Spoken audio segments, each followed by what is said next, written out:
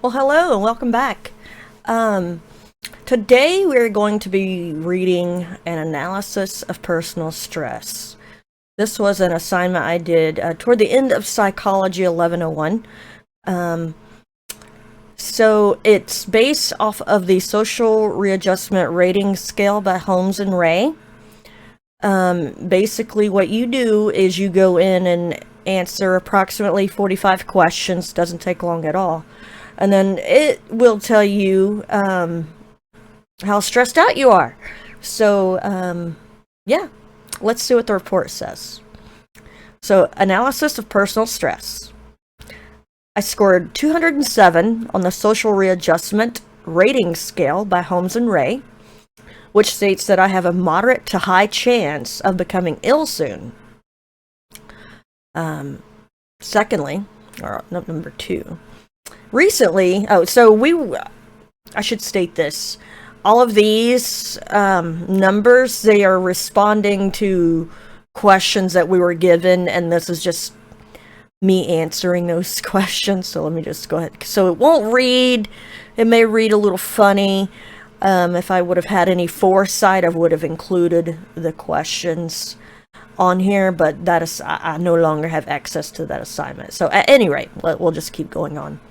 Recently, my sleeping pattern has changed. While I believe the scale, the SRRS scale, reassigns us as a negative connotation, I believe it to be a positive one. As summer settled in, I noticed I was not getting enough sleep. I woke up frequently, kicking off the cover because I was hot.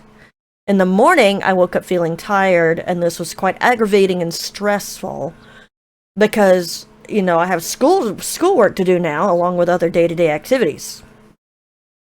This was a new change because I had never really experienced poor sleep due to the heat before.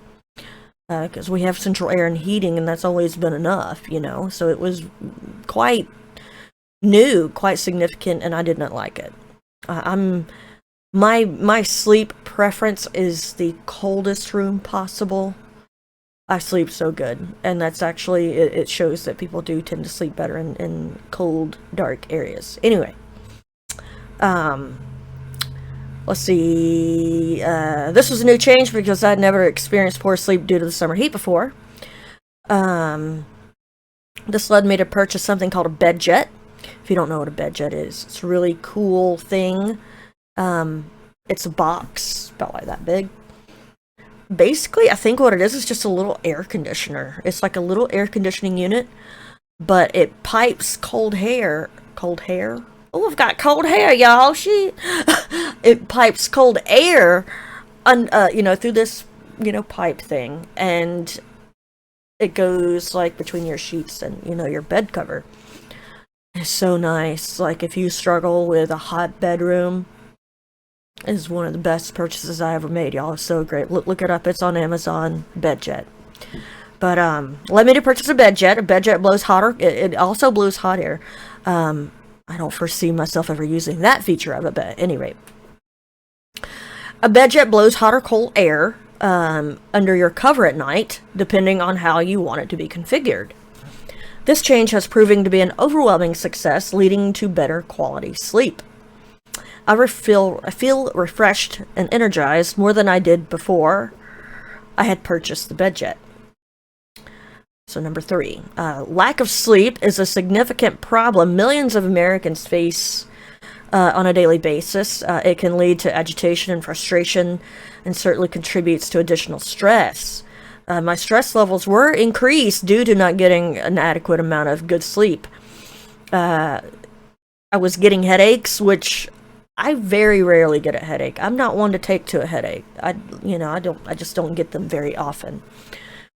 But that wasn't fun, if you're not used to getting headaches. But no one wants a headache, even if you get them a lot. No one wants them. But it was very, very strange for me to be getting recurring headaches, which I was experiencing at the time. My first attempt to deal with this problem, this hotness in the summer, because it's hot this summer, y'all. This is the hottest summer I can remember we've had in a while. But my first attempt to deal with this problem was by turning on a ceiling fan and changing out the bed covers for covers that was made of lighter material. That did little to nothing to help. But after I purchased the bed jet, I started sleeping better, which significantly decreased my stress level. My appraisal was that I observed the lack of sleep as a challenge. It could be mitigated, and through trial and error, I resolved the issue. Number 4. There are 3 phases of the general adaptation syndrome proposed by Hans Seal. The first phase is alarm, which is your body's natural response to a threat or emergency. The second phase is known as the stage of resistance. In this phase, the immediate impact of the threat has worn off and your body has adjusted to the current situation. And the third and final phase proposed by Hans Seal is the exhaustion stage. In this phase, you become physically depleted. As a result, you may become ill. There may be damage done to body tissue and your organs, which could possibly lead to death. I was in a state of alarm with my sleeping problem at the time, feeling tired and cranky due to the sleep inadequacy.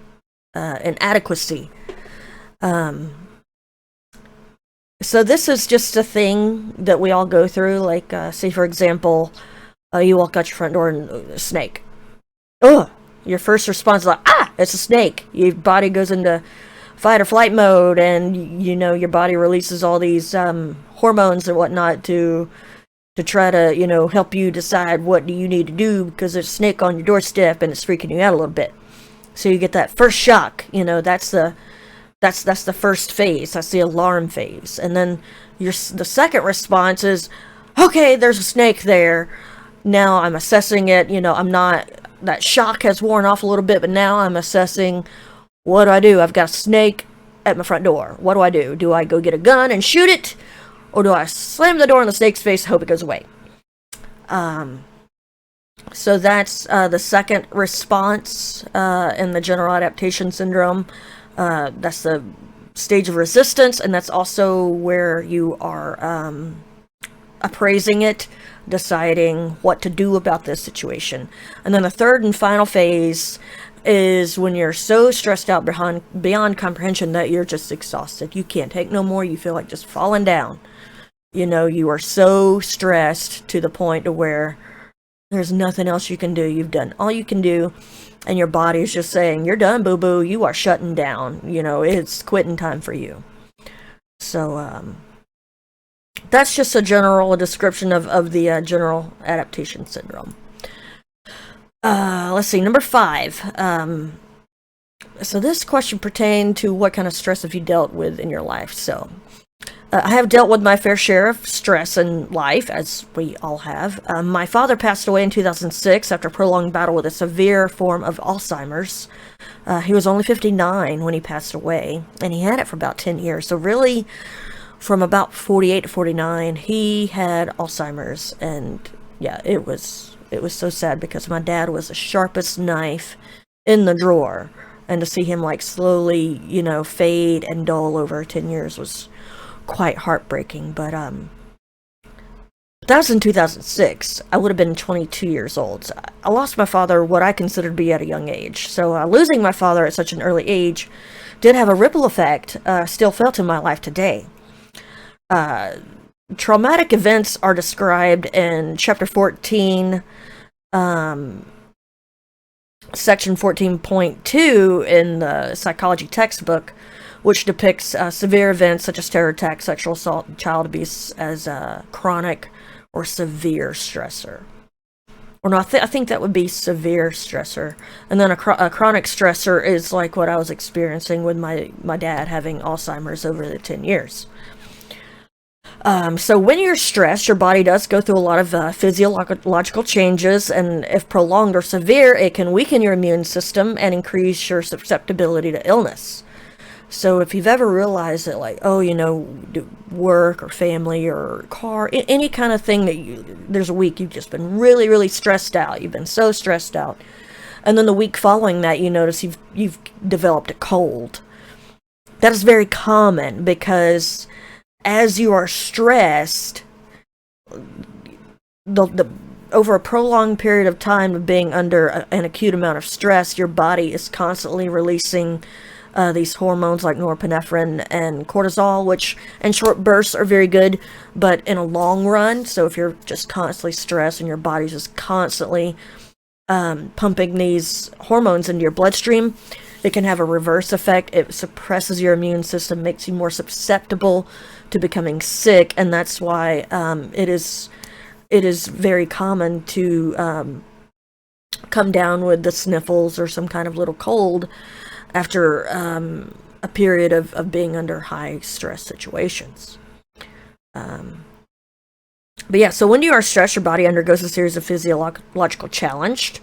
If prolonged or severe, can weaken your immune system and increase your susceptibility to illness. I personally don't think people give stress enough credit for how much harm it can cause to one's body.